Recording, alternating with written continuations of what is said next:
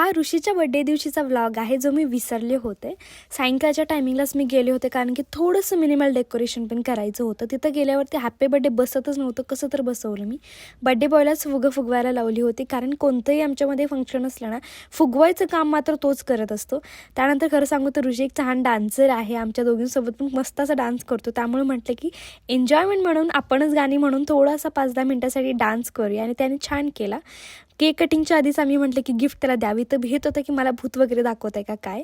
त्यानंतर मी गिफ्ट घेऊन आले. गिफ्ट दिल्यावरती मी म्हटलं की काय असेल तू गेस कर, तर त्याचं म्हणणं होतं की डायनिंग टेबल. असं म्हणल्यावरती मला एवढं हसू आलं ना.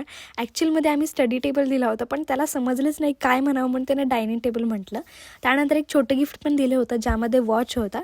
त्याला वॉच वगैरे पण आवडतं आणि खरं सांगू तर मुलांना काय गिफ्ट द्यायचं हा खूप मोठा प्रश्न पडतो. पण आनंद या गोष्टीचा आहे की आम्ही जे काही त्याच्यासाठी घेऊन आलो ना, ते सगळं त्याला आवडलेलं आहे आणि 2 दिवसापासून तो म्हणतोय की मला गिफ्ट दिलं, इतकं छान दिलं, सुंदर दिलं.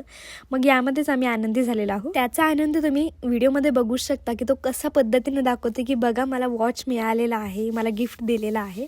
आणि त्यानंतर त्याने वेअर पण केलं. नंतर आम्ही केक कटिंग वगैरे केलं आणि जेवणाचं काय आम्ही आधीच जेवण करून घेतलं होतं आणि पुन्हा आम्ही घरी निघालो की बाय.